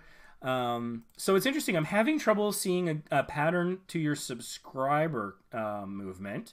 So what I would suggest you do is go into Creator Studio Classic, because I like Classic, and you check Analytics, the subscriber tab on the left, and then it will show you where people are subscribing and unsubscribing from. Are they doing it from your channel page, from their subscription tab, or from specific videos? Click on the videos thing, because this will tell you a lot. Actually, before you do that, one category might be closed accounts. So if you notice that you're having a drop-off in your subscribers, and you see that that's largely coming from closed accounts, then you need to let yourself off the hook. You haven't done anything to lose those. Those people got their accounts closed for one reason or another. Maybe they closed the account for whatever reason. You know, a digital detox, or they realized they had a duplicate account or something. Or they were a bad actor and YouTube shut it down on them. Maybe they were a sub for sub person. And so if you're doing sub for sub, you know, burning a fire, I'm slightly joking, but seriously, don't do that. It's against the rules. It's cheating. It's fraud. And your channel will get shut down. We had a couple people in the group the other day. It was like the day of people getting their channel shut down, where everyone was like, I got my channel shut down and I did nothing wrong. And then we're like, oh, really? Like, did you just sub for sub? And they're like, well, I did that, but I heard it was okay. That's what did it. You did something wrong. So, I mean, if you're doing that, then, you know, I can't help you. I don't want to invest the time in helping you because your channel is just going to shut down, so why would I waste my time? But more to the point, if you're not doing that, but it's like maybe you're getting a lot of comments where they're like, hey, check out my channel too. Maybe there are people who are hoping you would do sub for sub, and then they got their channel shut down. You can't control what those people do. You know, you could reply no, you could remove the comment, or you might not because maybe you don't want to be contentious, which was kind of more my approach. When people say stuff like that on my Vacation Impossible channel, I just give it the comment a thumbs down and I leave it alone. The universe will take care of it on its own. On this channel, if you say crap like that, I'm going to report you. Because this is about trying to bring justice and fairness to YouTube. I feel like I'm on a mission to civilize. I might be overstating it a little, but seriously, if you try that stuff in my comments on this channel, because part of it is this channel is representing our Facebook group, and our Facebook group, rule number 1, don't break YouTube's rules. Don't do sub for sub. Don't sell views, subscribers, channels. And so if I see people doing that on this channel, I'm trying to be consistent with the goals and the philosophy and the rules of the group that I will straight up report that comment. But on my Vacation Impossible account, I just give it a thumbs down. I treat it like a troll that I can't work with. You know, somebody comes in and says, you suck. I could antagonize them. I could be like, oh, always great to meet a fan. I've done that on occasion. Or maybe I'll just give it a thumbs down if it's something I really can't work with. But on that channel, I just kind of try to play nice. Because the other thing is like, trolls are fuel, as far as I'm concerned. So that guy comes along, you suck. And then you come back with, always great to meet a fan. And they're going to get a notification about that. And it's probably going to piss them off. Or maybe they'll just laugh at you, roll their eyes, whatever. But it's probably going to be like, I'm not a fan. What are you talking about? Or, oh, arrogant a-hole. And then they're going to want to respond. So then they click the button. And then the video starts playing all over again. You get another view, you get more watch time. And then they comment, no, you suck. I'm not a fan. No one could ever be a fan of you. You suck too much. Oh, well, look at that. I just got another interaction and another comment on that video. For all the smarts that YouTube has, it can't really tell a good comment from a bad comment. A comment is a comment. And the trolls can never leave it alone. They always have to have the last word. So, I mean, keep in mind that if you are going to play with the trolls like that and grind them up for fuel, as I try to do on my Vacation Impossible channel, maybe part of how I got those 8,000 views on my Six Flags video, it's a fine strategy, but remember that the troll's not the only person who sees what you're doing. And so other people, your community, your fans, your true fans could scroll into that part of your comments, and if they see you being an antagonistic prick that goes against your other values, then you might do some damage there. And so that's why sometimes instead of doing that, I'll just give it the thumbs down and walk away. They'll never know who gave it the thumbs down. I just won't engage. But I won't remove it either, because a comment's a comment. I need comments. Please comment below. What do you do with trolls? Comment below the video. You know, so that kind of stuff is an approach you take. But if you really get into it, if you start name calling, if you sink to their level, then your other fans could see that and it can leave a negative impression. It could cost you fans. So I would advise against getting into flame wars. But if you're in a good mental health space, you look a little sense of humor, you know, poke them a little bit in a way that doesn't make you look like a total jerk, that might actually be a good strategy.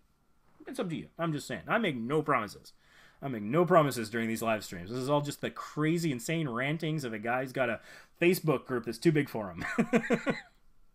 Never say I don't have a sense of humor about myself. I mean, sometimes I get in a mood, but, you know. Anyways, that was quite a bit of time on that. But, again, I'm trying to give deep dives. So that's why you want to get here early, because, yeah.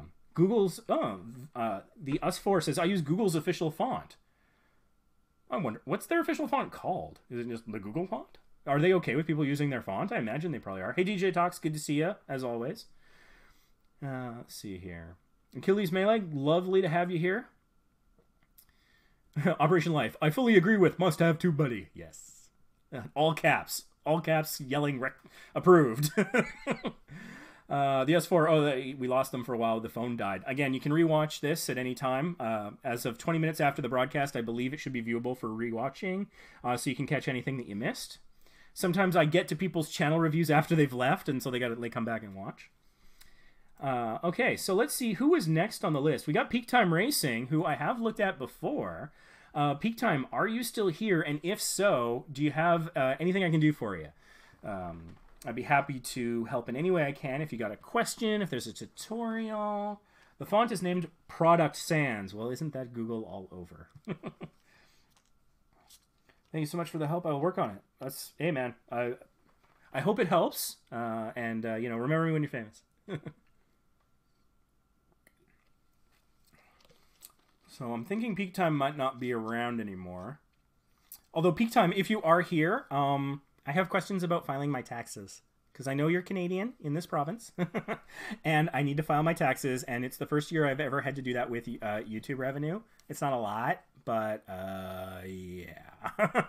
I think I kind of might have it figured out. But you must have filed this on your taxes before. So, you know, if you want to reach out. It's the T2125 for Canadians. Hey, you're here. That's awesome. Anything I can do for you? Interrupt my groveling for tax help. Can you review my vlog channel? Sure. Yeah. Yeah. Message me about taxes. I will. Yeah. How's a good? What's a good way to reach you? I think you're in the Vancouver YouTuber group. I could probably find you there. I'll message you if I'm stuck. I've done some research. Hopefully I'll read up. Oh, it's higher up.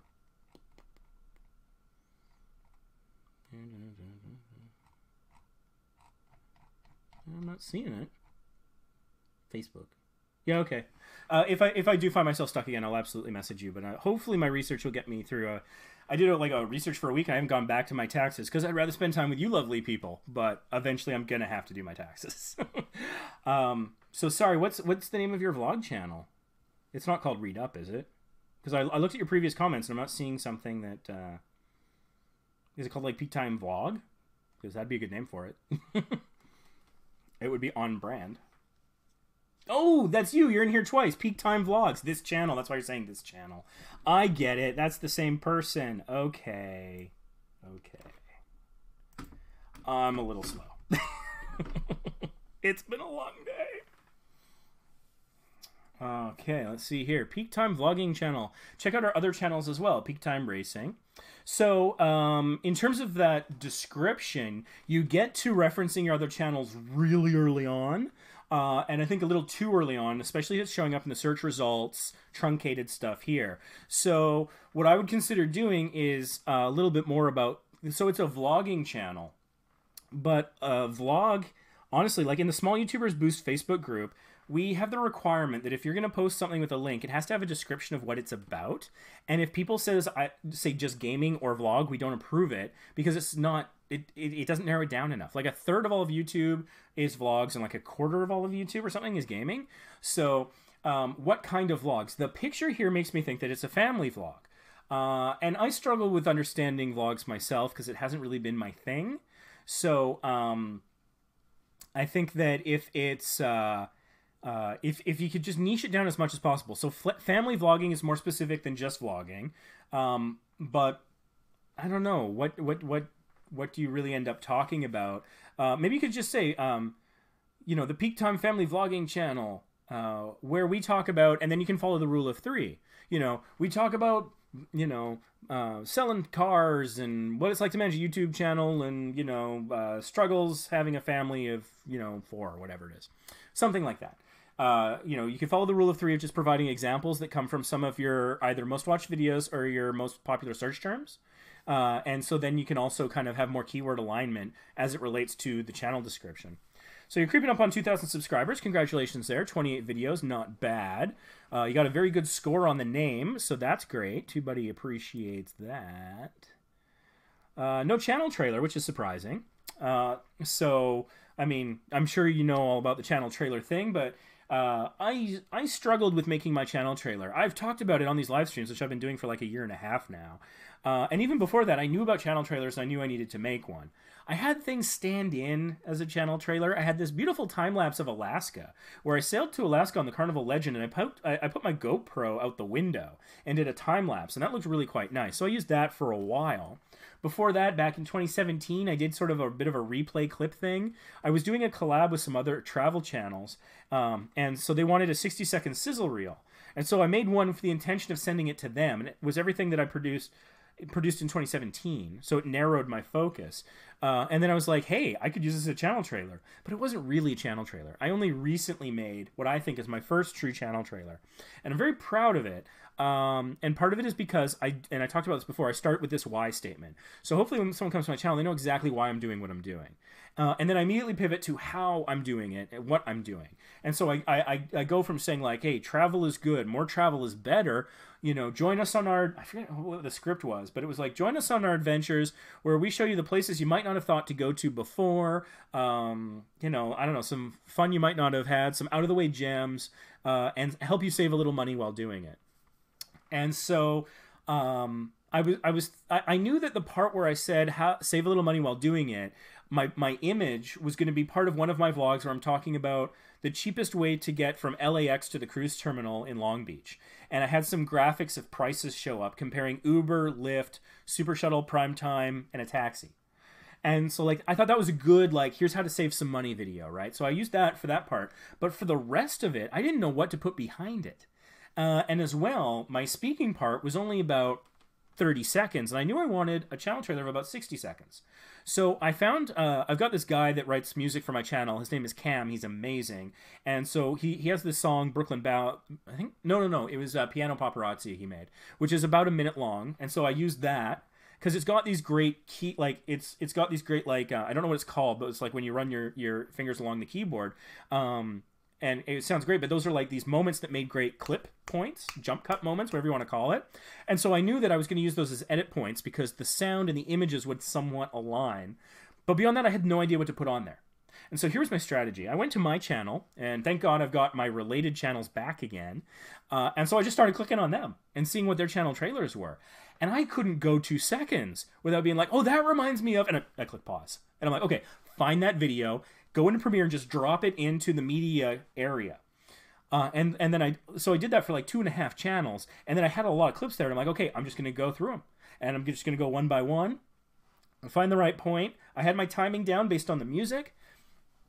And then it all just came together. And I really liked the final product and the way that it ended up coming out. Because I have over 400 videos on my Vacation Impossible channel. And so how was I going to pick the best? When people in small YouTubers booths say, drop your best video so I can check out what your channel does, I'm like, oh my God, that is hard. I don't know. There's like 430 of those things. I can barely remember half of them at any given time. And how best, I mean, like, there was the ones I had fun making, the ones that got the most views. There's the ones that I think have better image quality, better sound. I don't know. And so I was really paralyzed. And so this methodology of like, okay, related channels, and just wait, I wasn't copying what they were doing. I was just kind of using it for a little bit of inspiration because other channels in my niche cover similar topics. And so it was like, oh, it was this, there was some kids making a funny face or something. And I'm like, oh, there was that time Sam made a face when we were on the shuttle. I ended up not using it because the image quality was poor. But it was like that kind of a thing. And suddenly the creative juices were just flowing. And I told myself, and I let myself off the hook, and I said, you know what? It doesn't have to be perfect. Okay, like the guy that I kind of co-created the channel with, John, he doesn't appear in it at all. I feel a little bad about that, but I couldn't check every box. It's like trying to do something by committee, and it was never going to work that way. I needed to make it like a stream of consciousness. And then I think the final product was good. So that's something that I recommend for anyone who doesn't have a channel trailer. Have something. Take your shortest video or something that's in the neighborhood of 30 to 90 seconds and have that as a stand-in for your channel trailer so that when somebody hits your page, it autoplays, which is just the nature of YouTube. Not a fan of autoplay, but when it comes to YouTube, I kind of accept it because it's the way that the platform works, so I don't blame any channel for doing it that way. So yeah, I would consider having a stand-in, which you could do like immediately, your shortest video, basically. Anything that's less than 90 seconds. And then while that's your stand-in, getting you those free views and free watch time, and frankly, it's a hook. They hear the music, they see the sights, they hear the talking, whatever it is, that could hook them in. And it's like, oh, the number of times that I've gone to pause and autoplay and I never make it to the pause button because they hook me in. It's like, oh, autoplay, I'm going to pause that. What are they doing? Oh, wow. Huh. And so that can be a good strategy for that, at least in the interim. And then yeah, sort of that channel trailer. And I bet you could make a good one. Your thumbnails are really good here. One thing I'm noticing is that one of them has the outline border, which is my new live gaming streaming setup. And so what I'm also seeing is I don't see any other videos that are about gaming. So if you're doing the gold border as a way of saying these are the vlogs about gaming, that's a nice organizational structure. I just want to take a look at your playlist to see if maybe you've got something that supports that. See, that's interesting. You got vlogs and Mercedes vlogs, which is interesting. But if you talk about gaming, if you talk about some other subset topics, family life, something, then those can be other playlists. So again, more playlists are good. You can have a video in multiple playlists. It can only be in one official playlist, and that's good. So it's like, oh, here's the narrative. I want you to watch them in this order.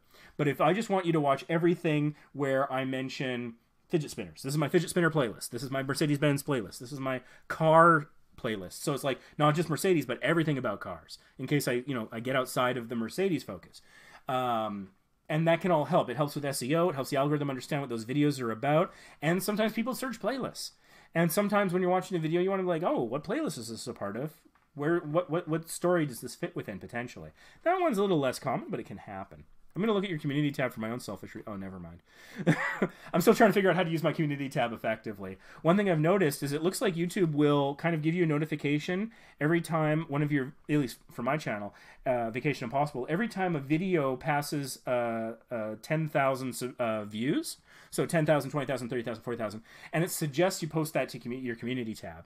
And so there's other things that it sometimes suggests you post. So every time it does that, I'm like, yeah, YouTube, I will play along with the algorithm and make you happy. But I haven't posted much stuff of my original ideas. A couple things I've done. I tried some motivational stuff. That was okay. I tried some funny stuff. That fell on its face. So I'm still trying to figure out how to use the community tab effectively. I know that people like Roberto Blake use it all the time. They seem to have mastered it, but it's a different kind of content. So I'm not really sure. I would definitely say that having more playlists, and then once you have a playlist that has 5 or more videos, you're going to want at least one in here to break up uploads from popular uploads.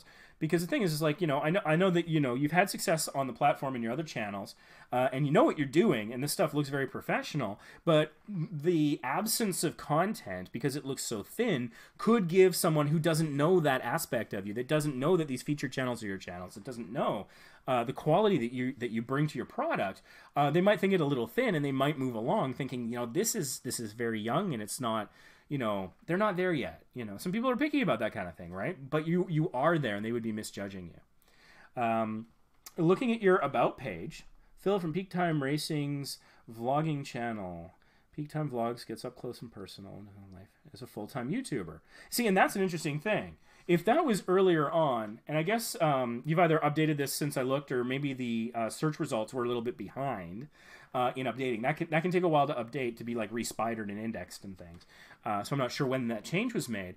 But yeah, life and family as a full-time YouTuber, I'm curious about that. I would like to be that potentially one day.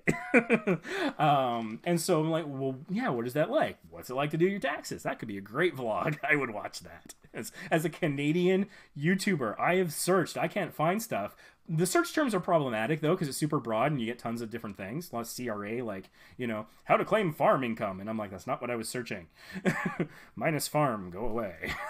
But, those sorts of things. What it's like to be a Canadian YouTuber, maybe, as well. I don't know if that would help you niche down, or it could potentially keep some people from being interested. I don't know. I think more people would be interested, not just because I'm proud to be a Canadian, even though I was born in Portland.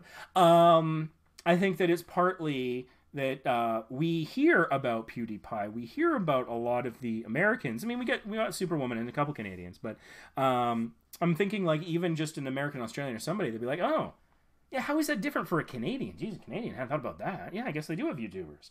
Maybe. I don't know. And so I think that would be interesting. And so you've got your banner here, which is sharp, very nice. I like that.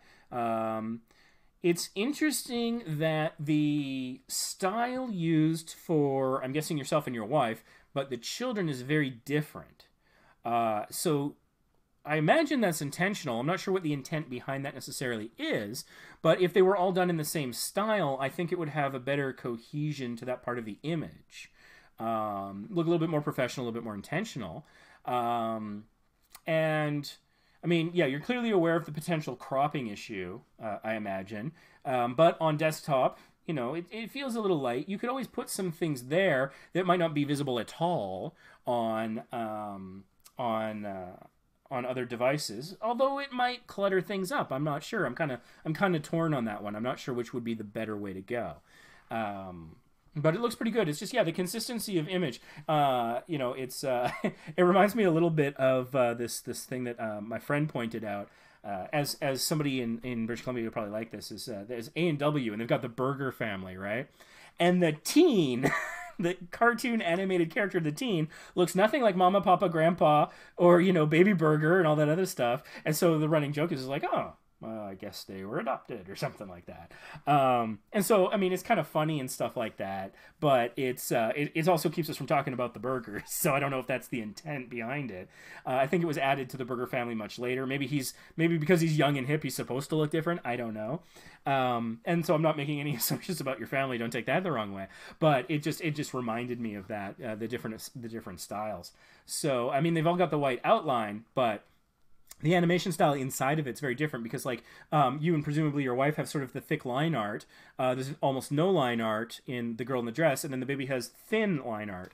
And so that's just a little different. Another thought is, if you do talk about kind of the behind the scenes, because people go, I assume, to Peak Time Racing to see the racing videos, not to see the videos about how the sausage is made, behind the scenes. Like, that's one of the things, like, someone was suggesting, hey, you know, you could do super chats on Vacation Impossible and answer YouTube questions. People don't come to Vacation Impossible for YouTube. They come here for that. That is for travel. And so I've got this space here where I can, you know, vent my spleen about YouTube all day, if I so choose. And so this might be a good place if you do talk about, you know, what it's like being a successful YouTuber. Like, you know, presumably you've been noticed in public. What was the first time that was like? Like, I was at IKEA. God, it must have been a year ago, I think. And there was, what is it, Conversations with My 2-Year-Old, I think it's called.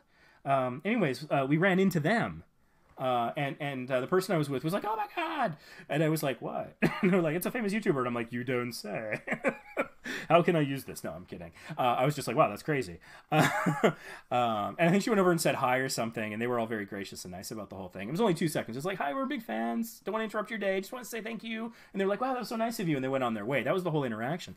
But, I mean, presumably you've probably had moments like that. And so that might be an interesting thing. If you haven't done a video about, that's something I would be curious to watch. Doing your taxes as a Canadian YouTuber, not to harp on that too much because it's personally useful for me. But yeah, like those sorts of questions. How do you manage your day as a full-time YouTuber?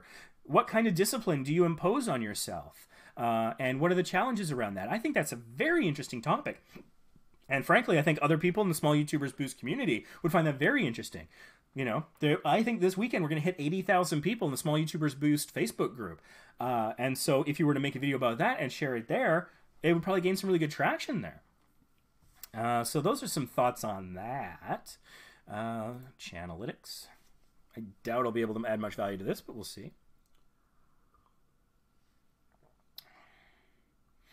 Yeah, that's interesting. I mean, I see that you've got Peak Time Racing and PTR vlogs. It's interesting because, I mean, they're obviously related. Yeah. Peak Time Racing behind the scenes, maybe. That might be a channel tag you could try. Yeah, full-time Canadian YouTuber. That could be interesting. That might be something that people might search for. So I think you could add a couple tags there, so that it doesn't you can still include the Peak Time Racing stuff, but I would go beyond that, and partly as a protection against possibly that whole community strike for being misrepresentative. Because if that's not necessarily what this channel really is about, I don't think you're at much risk there, but let's not chance it. Adding a few more, so it's like it's not the majority of the channel tags, it's just part of the story, then that would probably be a bit better, in my opinion. And of course, yeah, more is better, generally speaking, so I think that would help. You probably don't need to hear from me about how frequently to post a video. Also, I've talked about that tonight. Well, that's interesting. So yeah, you had to run without videos for a while. And so if you're finding it, and I don't know if you are, but if you're finding it a struggle to manage your time, managing 2 channels, I find that a struggle too. I'm like, oh, am I gonna live stream, or am I gonna work on the tutorial that I'm gonna release on Vacation Impossible this weekend? What am I gonna do with my time this evening? I made this decision. partly as a penance for my April Fool's joke in the Facebook group, where I was convincing people that we had a YouTube celebrity in the creator support space with over 200,000 subscribers who was going to come and review channels with me, and it was a joke. But thankfully people were awesome. They had a great sense of humor about the whole thing, so everyone was a good sport. But anyways, a little off topic there. But the thing is, just like getting videos out, what I try to think about is workflows. If I'm having trouble getting, like, if I can't get at least one video out a week, how can I optimize workflows? What does that mean? One of the ways that I do it here on this channel is I do this live stream, and then afterwards I go and I download the MP4, and I kind of upscale it from 720 to 1080. But then I release little clips. And so it's actually not a huge investment of time, especially for people who've done a lot of editing. Your editing workflow is probably pretty quick. You're probably pretty quick at, like, you know, just some quick cuts, throw on some music, check the audio, some graphics, render it, you could go. With your level of experience, you can probably do that pretty quickly. So, like, I come home from my day job, and I'll sit down and I'll open up my live stream. And maybe like, oh, I remember my last clip went up to like minute 13. Okay, so I'll start watching it at minute 13, and I'll wait until I find like a component that I think is of value. I'm like, okay, starting at minute 17, I start talking about SEO. Okay, open up Premiere, drop it in there, go to minute 17, cut everything beforehand, watch until I move on to some other topic, or there's a natural ending point or whatever. All right, there's my clip, delete everything after. Okay, adjust the audio levels. Okay, would any graphics make this more useful if I put an on-screen something? Do I talk about the Facebook group? I could pop up a screenshot of the Facebook group. Do I talk about a policy? Maybe I'll put the policy up there. Pretty simple, pretty quick, little semi-transparent PNGs. I'll add a little end card that I previously designed. I'll put my little end card music in there, which I know I have to reduce by 1 decibel, shorten it to 19.09 seconds, because that's when the music has a natural ending point. I know from experience. And then I click render and I go make dinner. I have dinner, and I come back, and then, okay, make a quick thumbnail. Watch what I just rendered, wait until I make a funny face, freeze it, print screen, put a block of color, put high contrast text against that, save those things. You know, I've been playing with metadata recently, and I don't know if it's doing anything, but I go to the properties of the file, the MP4, the JPEG, and I go in and there's title, subtitle, comments, tags, and author. I fill that out. I don't know if it's doing anything for me, but it doesn't take long. Then I upload that, and then I do a light social share. I share it in Small YouTubers Boost. I'll tweet about it, and I'll put it on the subreddit I created. Small YouTubers Boost has a subreddit. It's a somewhat safe sandbox. It's a safe sandbox you can play in. We don't ban people, but we do remove and not approve posts based on the 4 rules. So feel free, if you have a video and you don't know what subreddit to share it in, but you kind of want to get it somewhere on Reddit, feel free to go put it in the Small YouTubers Boost thing. Just make sure the title is an actual description, and it'll be fine. You can play in that safe sandbox. I know Reddit's intimidating and scary. We're trying to create a place there where you can get used to the functionality without having people jump down your throat because you did something kind of wrong because you're new to the platform and trying to figure it out. So, sidebar there. But anyway, so do some quick social shares using those links. I open up Twitter and do a proper Twitter post rather than doing the auto share because I don't like it. And then that's done. And so I've been getting videos out on this channel almost every day for a while, and I'm not feeling that burnout I felt January last year when I was doing things much more complicated. And so I'm repurposing content to a degree, but the packages are actually important and different in this instance. So someone might want to sit here and engage with me and join the live stream and be in the chat and the live conversation, maybe get their channel looked at and things like that. But then there's other people who are like, I don't want to sit through 2 hours of Ray yakking about nonsense. He takes too long with his channel reviews. Whatever. I hear that criticism, and hey, that's fair. There's other people out there who did different. So, you know, if I'm not your cup of tea, that's fine. There's alternatives. But there's people who are like, you know what? That tip he gave like an hour in was awesome. But was it an hour? Was it a half hour? And what channel? What did he say? And like, I feel bad if they're trying to go through the timeline and like, when did he tell us how to do that thing with the channel descriptions or whatever? And so I'm trying to package it so that they can get just directly to the point. I do a little bit of that on my Vacation Impossible channel as well. I have a podcast that I have that supports that. So Vacation Impossible podcast. We record the audio, but we also have video recording while we do it. And then it'll be like a 45-minute to 2.5-hour podcast, depending on a variety of factors. How many people are there, the topics, the time, how long the battery holds out on our equipment. Because we always film on location for Vacation Impossible. Almost never do it here. So battery is a factor if you're filming on a cruise ship where there's only one outlet in the whole room. But then, so I've got that audio stuff I put up on the audio podcast. Then I find like 9 nice little snippets, and then I do some editing on that and put those as video clips on the channel. And then sometimes even, maybe something from the podcast or somewhere else, I'm like, you know what? That was a 10-minute video where I'm talking about shareholder credit for Carnival, cruises. But there was this tip right in the middle that was like this 90 seconds. It was actually, that was really useful about, I don't know, how to... how to store your documentation when you travel. I don't know, something. I could make that its own little tip video. And so I do a little bit of repurposing content. Not huge. Like, I talk about Cinemassacre because I'm a huge fan. They filmed a movie where the guy, James Rolfe, was not there filming new Angry Video Game Nerd videos. So while he was out filming, his editor, Mike Matei, was creating like top 10s and things like that, just so there was some content. That kind of thing can be overdone. You don't want to repackage it so much that people are like, oh my god, I've seen this before. Do something new. And also, you don't want to confuse your audience either, where they're like, wait a minute, I thought I watched... I remember this. Did I watch this video before? You don't want to confuse them either, right? So that can be done too much. But if you're finding it difficult to manage the 2 channels, or for those of you watching who just maybe have one, but it's still a lot, think about those economies of scale and things that you can multi-purpose. One of the things Roberto Blake talks a lot about is how you can use things like your description of a video on YouTube, or honestly, a picture description on Instagram, to be like a backdoor de facto blog post, right? Where you got 5,000 characters on YouTube to write your description. And, you can, and to have lots of good data for that algorithm to chew on, writing it like a blog post is a very good approach. I haven't really taken it, but if you were to do that, and maybe you also have a Tumblr blog, then you could take that description, kind of take a quick glance at it to see like, oh, what's video specific? And, oh, hey, you know what? I'm just really talking about what it's like to be in Cozumel. That'd be a pretty good blog. Put it on Tumblr. I have an Instagram for Vacation Impossible. I don't know if I'm taking the right approach here, but I try to share all my thumbnails there when I upload a video. I post the thumbnail, I say, hey, video link in the bio, a quick little what it's about 8 hashtags, and I post it. I'm not sure if I don't know that it's driving much traffic, but it's all about those, like, there's so much social media stuff out there, you can't possibly expect to do it all, especially if you have multiple channels, multiple brands and lines, like some of us do. And so any opportunity to reuse something in a way that isn't a problem, that isn't bad, that doesn't hurt you, can be really quite useful, I think. It's one of my strategies. Let's see here. Okay, and again, guys, this isn't so much for Phil, but this is for everybody else. He put a video out on April 3rd. Okay, April 3rd. Remember that day. Go over to views. Look at that spike on April 3rd. That's huge.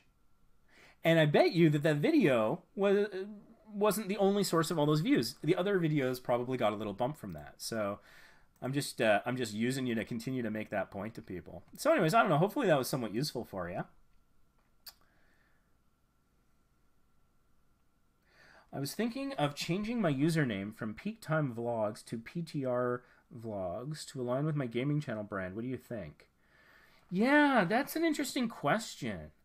Oh, you want me to... Stupid Robot Fighting League wants me to show a link to a video I made. Well, somebody asks you for a link. What are you going to do? You're going to provide the link. Yeah, changing your name is an interesting question, because as it relates to vlogs, I wonder how searchable either name is from an SEO standpoint. PTR, what does that stand for? That's an acronym that could be a lot of things. In fact, it might... Let's have fun with that. First off, I'm just going to quickly see if I can share my little mukbang video.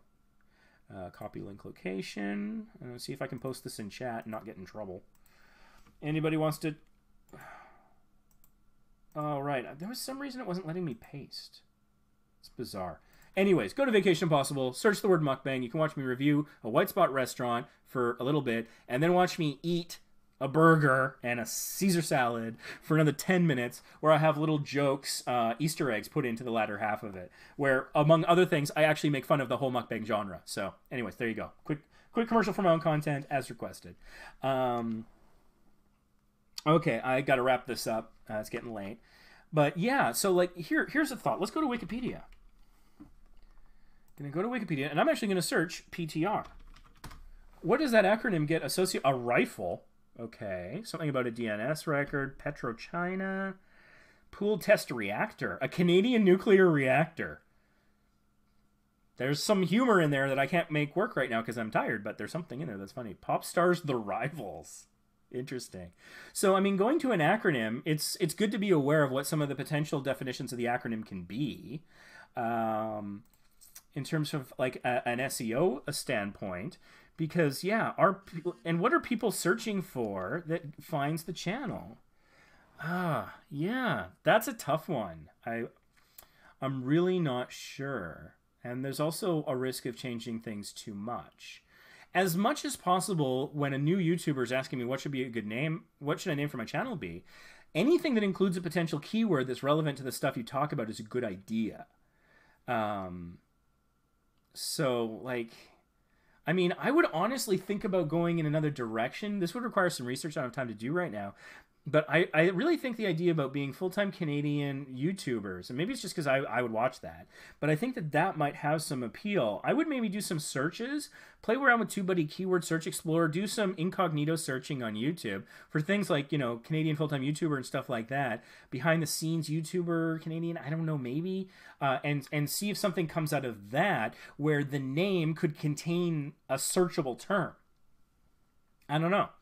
But aligning with your other brands so that people can find it because it's associated, it's not a bad strategy either. So I can see why you're struggling there. There's not a clear, easy answer. So, yeah, the majority of your views are still in the USA. That's true, but, you know, would they watch us because we're different and weird and strange and we are America's hat? I don't know. Or would they watch you less if you were hyping up the Canadian angle? I don't know. I just think that the U.S. has 10 times our population. So that's also 10 times the competition, but it's also 10 times the audience. So, you know, if you're to market yourself as an American YouTuber, you're one of many more.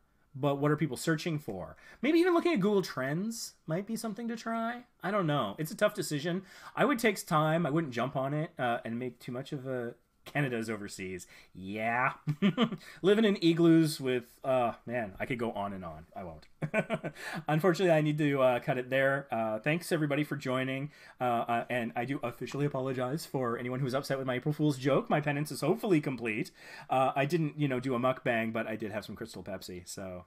Gotta get the logo in there. Not sponsored. Wish it was. So anyways, as I am the creator of Vacation Impossible, I try to end these live streams with something that's actionable for everybody. And so here's one because I went on my why rant. It was epic. Maybe I'll turn it into a clip. I think it was a good one. I don't know.